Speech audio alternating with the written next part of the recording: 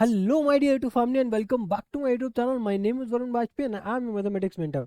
और आज की इस वीडियो से हम स्टार्ट करने जा रहे हैं अपना कॉम्पिटेंसी बेस्ड क्वेश्चन सीरीज का ये पार्ट 12, जहां पे हम डिस्कस कर रहे हैं कुछ ऐसे इंपॉर्टेंट क्वेश्चंस जो आपके एग्जाम पॉइंट ऑफ व्यू से बहुत ही ज़्यादा इंपॉर्टेंट होने वाले हैं। ठीक है, तो जैसा कि आप सबको पता है, हमारी जो पहले भी जो इसी सीरीज की जो पहले की वीडियोज हैं, ठीक है, उसमें हम लोगों ने चैप्टर नंबर 1 रियल नंबर के जितने भी इंपॉर्टेंट क्वेश्चन है वो मैंने कवर किए। ठीक है, चैप्टर नंबर 2 पॉलिनोमियल्स के क्वेश्चन डिस्कस किए। देन उसके बाद हम लोगों ने पेयर ऑफ लीनियर इक्वेशंस के भी इंपॉर्टेंट क्वेश्चन डिस्कस किए। और अब हम लोग स्टार्ट करने जा रहे हैं क्वाड्रेटिक क्वेश्चन चैप्टर्स के कॉम्पिटेंसी बेस्ड क्वेश्चंस। ठीक है, और इस सीरीज का मेन मोटिव यही है कि मैं आपका मिनिमम टाइम लेकर के आपको ऐसे क्वेश्चन सॉल्व करा रहा हूँ, ठीक है, जिनकी आने की फुल शॉर्ट श्योरिटी है। ठीक है, और साथ ही साथ फॉर एग्जाम्पल अगर आपके कोई चैप्टर क्लियर नहीं हुए है, ठीक है, तो अगर आप किसी भी रैंडम वीडियो को उठाते हो तो आप लाइक क्वेश्चन के साथ साथ आप कॉन्सेप्ट भी क्लियर कर रहे हो। ठीक है, क्योंकि मैं ऐसा नहीं कि खाली क्वेश्चन सॉल्व करा रहा हूँ, उस क्वेश्चन से रिलेटेड जो भी कॉन्सेप्ट है वो भी मैं पहले डिस्कस कर रहा हूँ, ताकि आपको कोई भी प्रॉब्लम ना हो क्वेश्चंस को समझने में।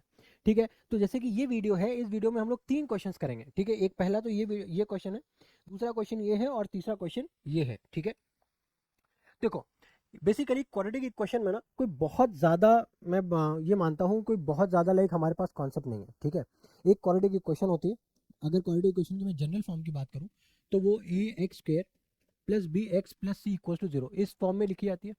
ठीक है, और हमें पता है क्वाड्रेटिक इक्वेशन के कितने रूट्स होते हैं, 2 रूट्स होते हैं, अल्फा और बीटा। ठीक है, अब इसको फाइंड करने के लिए हमारे पास 2 मेथड्स है, एक है हमारा मिडिल टर्म स्प्लिटिंग मेथड, ठीक है, एक है हमारा मिडिल टर्म स्प्लिटिंग मेथड, ठीक है, और दूसरा है हमारा बाय यूजिंग क्वाड्रेटिक फॉर्मूला। ठीक है, बाय यूजिंग क्वाड्रेटिक फॉर्मूला। आ रही बात समझ में? ठीक है, तो आप अभी बेसिकली इस क्वेश्चन में हम लोग समझते हैं कि मिडिल टर्म स्प्लिटिंग मेथड क्या होता है। अब देखो जैसे कि ये क्वेश्चन है, अब सबसे पहले तो ये क्वेश्चन को देखते ही हमें समझ भी नहीं आता है कि इसमें करना क्या है। ठीक है, अब इस क्वेश्चन को ध्यान से समझना। ठीक है, हमारे पास लिखा क्या हुआ है, अंडर रूट ऑफ 12।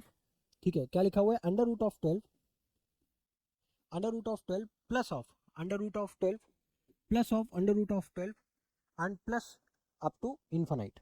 ठीक है, ऐसा लिखा हुआ है। अब समझ में यही नहीं आता है कि सर इसको हम सॉल्व किस तरीके से करें। तो इसको सॉल्व करने के लिए क्या करो, आप इसको एज्यूम कर लो, लेट कर लो कि ये जो वैल्यू है ये बराबर किसके, एक्स के। ये हमने एज्यूम कर लिया। अब इसके बाद क्या करेंगे, दोनों साइड पे हम स्क्वायर करेंगे। क्या करेंगे, दोनों साइड पे स्क्वायर करेंगे। अब अगर आप स्क्वायर करो, स्क्वायर ऑन बोथ साइड्स, ठीक है, स्क्वायर ऑन बोथ साइड्स अगर आप करते हो, ठीक है, तो यहाँ पे आप क्या कर रहे हो, under root of 12 plus of under root of 12 plus of under root of 12 plus up to infinite equal to x. अब अगर आप दोनों तरफ स्क्वायर करते हो, ठीक है, ध्यान से समझना, दोनों तरफ अगर आप स्क्वायर करते हो, ठीक है, तो ये स्क्वायर से जो ऊपर वाला अंडर रूट है वो तो कैंसिल हो जाएगा। तो हमारे पास बचेगा क्या, हमारे पास यहाँ पे बचेगा 12 plus under root of 12 plus under root of 12 plus under root of 12। अच्छा ये बताना, एक चीज बताना मुझे, यहाँ पे तो एक्स स्क्वायर हो गया, अब ये बताना जैसे यहाँ पे 12 प्लस 12 प्लस 12 अंडर रूट के अंदर कितने कितने टाइप कितनी बार रिपीटेड है, आपको क्या पता है? नहीं पता, क्योंकि ये इन्फानाइट टाइम्स रिपीट हो रहा है। अब अगर हमने स्क्वायर किया है तो एक रूट तो कैंसिल हो गया, तो क्या अभी 12 प्लस समथिंग लिखा है, ठीक है, तो क्या आप ये बता सकते हो कि यहाँ पे कितने नंबर ऑफ 12 है? अभी भी आप नहीं बता सकते ना। तो अल्टीमेटली ये वैल्यू भी अभी हमारा किसके बराबर है, एक्स के बराबर ही होगा। सोच के देखो, अब ये वैल्यू भी हमारा अभी भी किसके बराबर है, एक्स के बराबर है, क्योंकि हमको एग्जैक्ट नंबर ऑफ टर्म्स नहीं पता ना, यहाँ पे कितनी बार 12 रिपीट हो रहा है नहीं पता ना। तो इस वजह से हम यहाँ पे भी एक्स लिख सकते हैं, क्या रिप्लेस कर सकते हैं? बिल्कुल रिप्लेस कर सकते हैं। ठीक है, तो यहाँ पे हमारे पास क्या आ गया, 12 plus of x equals to x square.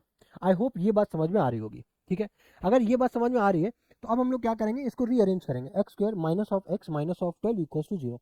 ये बात आ रही है समझ में? ठीक है, अब यहाँ पे ये समझो कि मिडिल टर्म स्प्लिटिंग मेथड का सॉल्व का यूज किस तरीके से करते हैं। तो बेसिकली इसमें हम लोग करते क्या है, जो लीडिंग टर्म होता है, लीडिंग टर्म का जो कोफिशिएंट है, यानी कि एक्स स्क्वायर का जो कोफिशिएंट है, एक्स स्क्वायर के साथ यहाँ पे कुछ नहीं लिखा है, यानी कि 1 है। ठीक है, 1 को मल्टीप्लाई करते हैं कांस्टेंट के साथ, कांस्टेंट को कंसीडर करते हैं विद साइन, कांस्टेंट को कंसीडर करते हैं विद साइन। ठीक है, अब साइन बेसिकली यहाँ पे भी साइन को कंसीडर करेंगे। ठीक है, तो यहाँ पे 1 को -12 से मल्टीप्लाई करोगे कितना आएगा, -12। अब इस -12 को इस तरीके से ब्रेक करना है ताकि हमारे पास जो फैक्टर्स आएंगे, अब ये भी एक कंफ्यूजन होता है कि सर फैक्टर्स तो आ गए, अब हमें ये कैसे पता चलेगा कि इनको ऐड करना है या सब्ट्रैक्ट करना है? तो वो भी हमें पता चलेगा कांस्टेंट के साथ जो साइन एसोसिएट होता है ना, जैसे यहाँ पे साइन एसोसिएटेड है 12। तो हमारे पास जो फैक्टर्स आएंगे उनको सब्सट्रैक्ट करना है इस तरीके से ताकि हमें क्या मिल जाए, माइनस ऑफ एक्स यानी कि 1 मिल जाए। ठीक है, तो अब देखो 12 के फैक्टर्स तो होते हैं भाई 4 इंटू 3।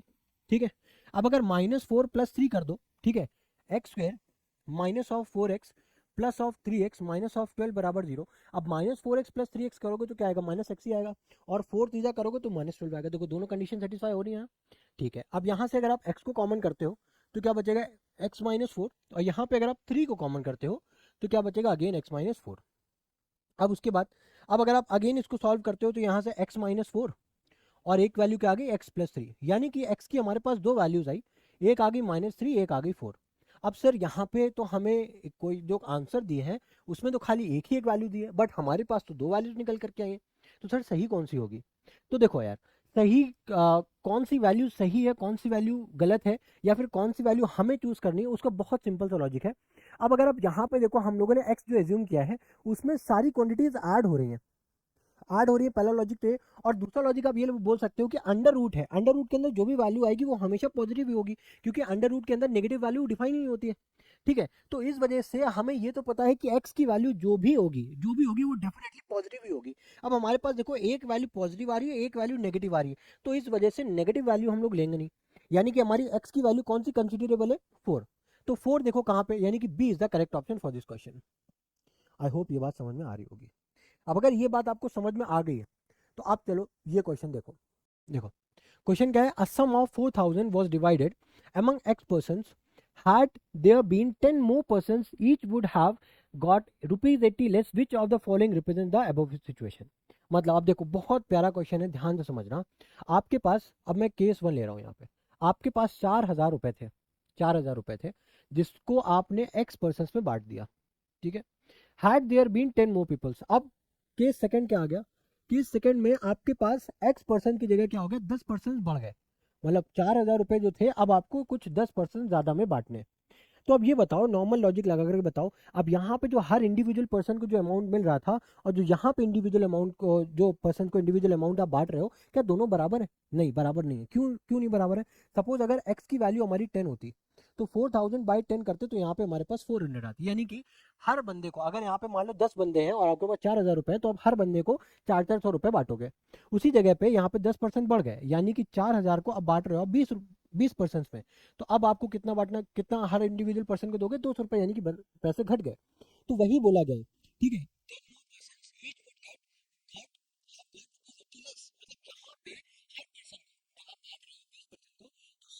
को 80 रुपए का घाटा हो रहा है।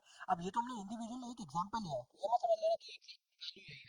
ठीक है, तो हर पर्सन को 80 रुपए का घाटा हुआ, 80 रुपए का घाटा, यानी कि अगर हम वही 80 रुपए इसमें जोड़ दें तो क्या ये दोनों कंडीशन बराबर हो जाएंगी क्या? क्या ये दोनों कंडीशन बराबर हो जाएंगी क्या, है ना? तो अब देखो उसी चीज को क्या कर रहा हूं मैं, यहाँ पे 4000/x, ठीक है, बराबर में यहाँ पे क्या है, 4000/x प्लस ऑफ 80। अब अगर इसी 80 को, इसी सॉरी इस x वाले टर्म को इस तरफ लेकर के आऊँ तो यहाँ पे हो गया 4000 अपॉन में x माइनस ऑफ 4000 अपॉन में यहाँ पे x प्लस 10 है। ठीक है, यही हो जाएगा x प्लस 10 बराबर में 80। अब अगर आप एलसीएम लोगे तो 4000 को कॉमन कर लोगे, ठीक है, फिर 1/x माइनस 1/x प्लस 10 बचेगा। ठीक है, तो इधर से x प्लस 10 आ गया, माइनस ऑफ x अपॉन में x square plus of 10x बराबर में 80/4000। ठीक है, आई होप ये चीज समझ में आ रही होगी। x से x कैंसिल हो गया। ठीक है, तो अब हमारे पास क्या बचा, यहाँ पे अब हमारे पास बचा क्या है, 10।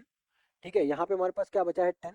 ठीक है, अपॉन में बचा है हमारे पास x square plus of 4x बराबर में 8/400। ठीक है, तो ये हो गया 8×5 = 40 और ये 0। ठीक है, तो ये 500 इधर मल्टीप्लाई हो जाएगा, 500 equals to x square plus of 4x, यानी कि वैल्यू क्या आ रही है, x square plus of 4x minus of 500 बराबर में 0।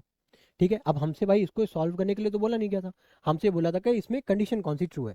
ठीक है, इसमें से कंडीशन कौन सी ट्रू है, सॉरी यहाँ पे क्या है, 10x है, मैंने यहाँ पे 4x दिया, क्या यहाँ पे 10x है। ठीक है, यहाँ पे 10x है, यहाँ पे 10x है, तो ये हो जाएगा आपका 10x। ठीक है, ये हो गया आपका 10x और ये हो गया आपका 10x, यानी कि एक्स स्क्वायर प्लस का 10x माइनस ऑफ 500, यानी कि फर्स्ट जो ये कंडीशन दी हुई है, फर्स्ट कंडीशन यही हमारी करेक्ट है। आई होप ये बात समझ में आ रही होगी। ठीक है, नेक्स्ट क्वेश्चन देखो, ये हमारा लास्ट है ना। अब इसमें क्या दिया है, the sum of the reciprocal of Aman's age in 3 years ago and 5 years from now is 1/3।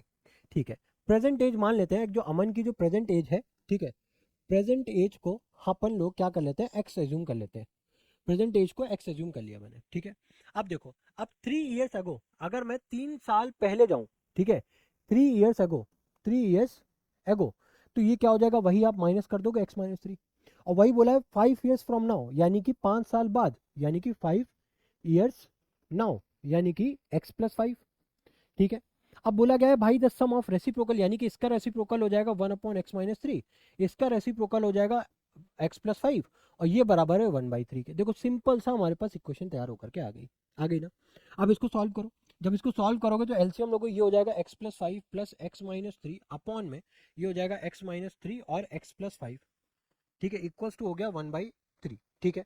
अब यहाँ पे इसको क्या करो, ये हो जाएगा 2x, 5 - 3 कितना हो जाएगा 2, यानी कि 2x, ठीक है, प्लस ऑफ 2 अपॉन में ये हो जाएगा हमारे पास कितना x² plus of 5x minus 3x और माइनस का 15, ठीक है, बराबर में कितना आ गया 1/3।